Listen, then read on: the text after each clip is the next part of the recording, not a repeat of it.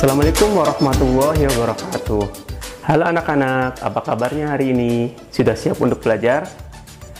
Walaupun proses belajar kita tidak seperti biasanya belajar di kelas, namun jangan bersedih ya, karena kalian masih bisa belajar melalui berbagai macam media, melalui berbagai macam cara, salah satunya melalui video ini. Pada pembelajaran yang pertama kali ini, akan ada tamu istimewa yang akan menemani kalian ikut belajar. Penasaran kan? Baik, kalau kalian begitu penasaran, kita langsung saja mulai pembelajarannya. Nah, seperti yang dijanjikan tadi, kita akan kedatangan seorang tamu. Tamu yang akan menemani kita belajar kali ini adalah... Kalian tahu siapa beliau? Ya, Mr. Einstein. Kalau kalian belum tahu sejarahnya, siapa beliau, kalian bisa mencari di Google. Nah, baik, kita kali ini akan mempelajari tentang tema 1, subtema 1, yaitu tentang tumbuhan sahabatku.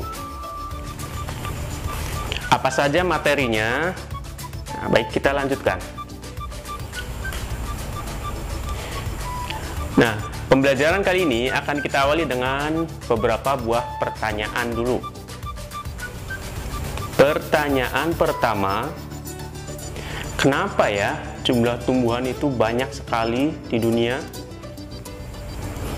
Pertanyaan kedua, kenapa jenis tumbuhan itu banyak sekali di dunia ini? Pertanyaan ketiga, kenapa tumbuhan bisa menjadi banyak jumlahnya? Yang tadinya sedikit, tiba-tiba berubah menjadi banyak. Pertanyaan keempat, apakah tumbuhan penting bagi manusia? Nah, kalau kalian bisa menjawabnya, silakan tulis jawabannya di kolom komentar ya. Nah, untuk membantu kalian menjawab pertanyaan-pertanyaan tadi, silahkan baca teks yang ada di samping ini. Agar lebih mudah membacanya, Bapak akan diktekan juga ya. Tumbuhan adalah salah satu jenis makhluk hidup, selain manusia dan hewan. Bisa disebut demikian karena segala ciri makhluk hidup ada pada tumbuhan, yaitu berkembang biak, tumbuh, memerlukan makanan, dan menanggapi rangsang. Berbagai macam jenis tumbuhan bisa dibedakan berdasarkan bentuknya, tempat hidupnya, jenis makanannya, cara perkembangbiakannya, dan banyak lagi. Perbedaan itu bisa kita amati secara langsung dengan melihat ataupun tidak langsung. Perbedaan itu bisa kita pelajari untuk dimanfaatkan bagi kepentingan manusia. Memang, tumbuhan diciptakan oleh Tuhan dalam berbagai macam jenis dan bentuk agar bermanfaat bagi manusia. Jika kita mempelajari lebih jauh tentang tumbuhan, maka kita akan memahami begitu besarnya manfaat tumbuhan bagi manusia. Berbagai macam keperluan manusia dipenuhi dari tumbuhan, misalnya makanan, pakaian, dan bahan bangunan. Dengan demikian, begitu besar ketergantungan manusia terhadap tumbuhan. Jadi, kita harus menjaga tumbuhan demi kelangsungan hidup kita. Ya, setelah kalian membaca teks tadi, mungkin dalam pikiran kalian, dalam benak kalian ada hal-hal yang bisa kalian ambil sehingga bisa menjawab pertanyaan tadi. Nah, kalau kalian dapat ide untuk menjawab pertanyaan-pertanyaan tadi setelah membaca teks, silakan langsung ditulis di kolom komentar ya. Nah, adapun tumbuhan kenapa bisa berubah menjadi banyak jumlahnya? Tentunya karena tumbuhan melakukan perkembangbiakan. Perkembangbiakan tumbuhan itu sendiri ada dua jenis, yaitu perkembangbiakan generatif dan ada juga perkembangbiakan vegetatif. Untuk perkembangbiakan generatif, itu harus ada sel jantan dan ada sel betina. Alat perkembangbiakannya biasanya berupa bunga kalau secara alami. Sementara untuk yang vegetatif, biasanya tidak ada sel jantan maupun sel betinanya. Kemudian secara alami, alat perkembangbiakannya biasanya berupa bagian tubuh tumbuhan itu sendiri. Misalkan akar, batang, daun, spora, dan bagian-bagian lainnya. Nah, setelah kalian mengetahui apa itu perkembangbiakan generatif dan vegetatif, kalian pasti sudah tahu kan apa itu fungsi bunga? Apakah seperti ini? Oh, maaf, bukan ya. Jadi, bunga itu berfungsi sebagai alat perkembangbiakan tumbuhan pada cara perkembangbiakan secara generatif. Adapun bagian-bagian bunga itu banyak sekali terdiri dari bagian-bagian yang memiliki fungsi yang berbeda-beda. Nah, diantaranya dari bawah ada yang namanya tangkai bunga. Kemudian di atasnya ada dasar bunga, di atasnya ada bakal biji, kemudian ada kelopak bunga, di atasnya yang berwarna-warni ada mahkota bunga, kemudian di dalamnya ada yang namanya tangkai putik, ada kepala putik, ada benang sari, dan ada kepala sari. Nah, masing-masing bagian memiliki fungsi yang berbeda-beda. Beberapa jenis bunga ada yang memiliki bagian-bagian tersebut secara lengkap. Namun ada juga yang memiliki hanya beberapa bagian saja, tergantung jenis bunga atau jenis tanamannya. Nah, bagaimana bunga itu bisa menjadi alat perkembangbiakan bagi tumbuhan? Nah, kita lihat dulu prosesnya. Awalnya, perkembangbiakan pada bunga itu diawali adanya proses penyerbukan. Proses penyerbukan adalah menempelnya benang sari di kepala putik. Jadi benang sari ini bentuknya seperti serbuk yang mudah jatuh kemudian menempel di kepala putik. Benang sari adalah berperan sebagai sel jantan, sementara kepala putik berperan sebagai sel betina. Setelah penyerbukan terjadi, maka benang sari akan masuk ke dalam ruang bakal biji bersama kepala putik. Nah, di dalam ruang bakal biji ini terjadilah yang namanya proses pembuahan, yaitu proses meleburnya benang sari atau sel jantan tadi dan kepala putik atau sel betina. Hasil peleburan keduanya itu dinamakan sebagai zigot.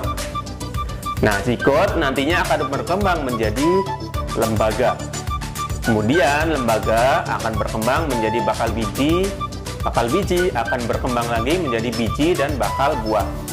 Sementara bakal buahnya akan berubah menjadi daging buah.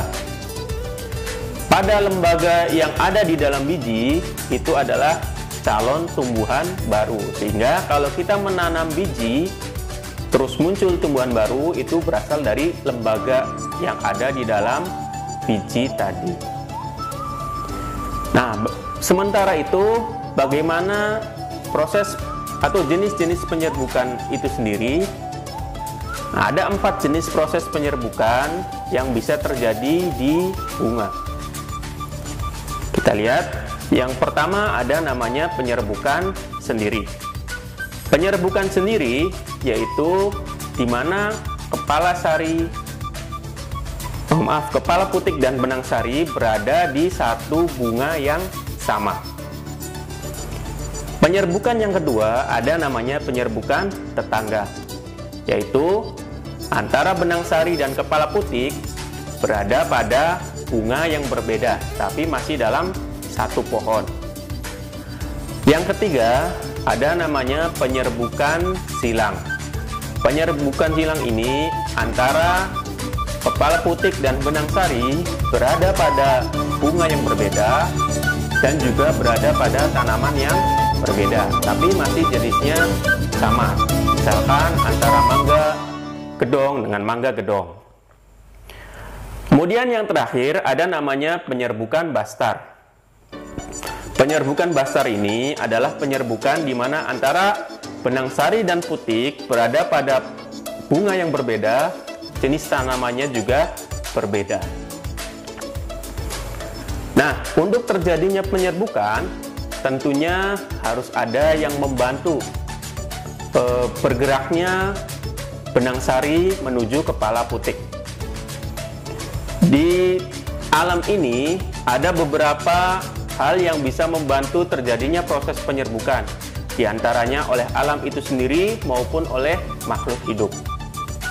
Kalau oleh alam sendiri, yang pertama itu adalah oleh angin. Contohnya terjadi pada tanaman jagung, di mana angin bertiup, kemudian tanaman jagung memiliki benang sari yang sangat ringan akan melepaskan serbuk sarinya. Serbuk sarinya karena ada angin bertiup maka akan terbawa oleh angin dan akan hinggap ke bunga dari tanaman jagung yang lain. Bisa jadi serbuk sari ini akan menempel di kepala putik dari bunga yang ada di tanaman jagung yang lain tersebut, sehingga terjadilah pembuahan. Nah, untuk yang kedua itu dibantu dengan air. Nah, bagaimana prosesnya? Biasanya tanaman yang penyerbukannya dibantu oleh air, serbuk sarinya itu jatuh dan tanamannya biasanya dekat dengan aliran air. Nah, benang sari atau serbuk sari yang jatuh nantinya akan terbawa oleh arus air dan kemudian akan menyangkut atau menempel di tanaman lain dan akan menempel di bunga di kepala putik dari tanaman lain. Maka terjadilah proses penyerbukan. Berikutnya yaitu penyerbukan yang dibantu oleh serangga, di mana misalkan serangga yang membantu adalah lebah.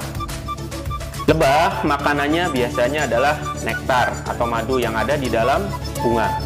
Ketika lebah menyedot atau menghisap madu yang ada di dalam bunga, secara tidak langsung dia menyenggol benang sari yang ada di bunga tersebut. Bisa jadi benang sari tersebut akan ada yang menempel ke bagian tubuh lebah. Kemudian secara tidak langsung, secara tidak sadar, lebah itu akan menempelkannya ke kepala putik. Bisa di bunga yang sama atau ke bunga yang lain yang dia hinggapi. Yang terakhir adalah penyerbukan yang dibantu oleh manusia. Nah, untuk penyerbukan ini dilakukan secara sengaja, biasanya pada bunga-bunga yang memang kondisinya sangat sulit untuk terjadi penyerbukan. Misalkan mahkotanya tertutup, benang sarinya sedikit, atau kepala putiknya masuk ke dalam bunga sehingga proses penyerbukan akan sangat sulit terjadi.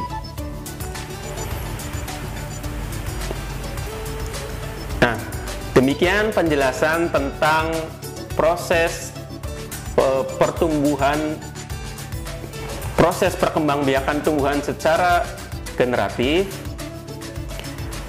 Selanjutnya, mari kita bereksplorasi. Nah, kalian buatlah rekaman tentang keadaan tumbuhan di lingkungan sekitar kalian.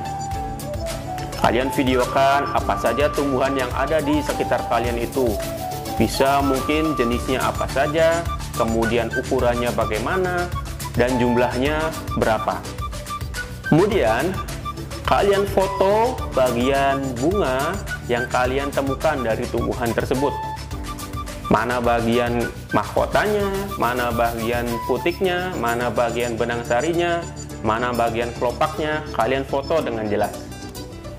Yang terakhir, kalian catat nama-nama bunga yang kalian temukan tersebut. Kemudian tuliskan juga bagian-bagian dari bunga tersebut. Apakah lengkap semua? Kalau lengkap, kalian checklist. Kalau tidak ada, kalian silang saja. Sudah paham? Ya. Baik, kalau sudah paham, kita akhiri pembelajaran kita hari ini, kali ini. Semoga kalian bisa mengikuti dengan baik dan bisa mengambil manfaat dari adanya video pembelajaran ini. Kita berjumpa lagi dalam lain kesempatan. Jangan lupa klik subscribe, like, share, dan komen. Demikian, Assalamualaikum warahmatullahi wabarakatuh.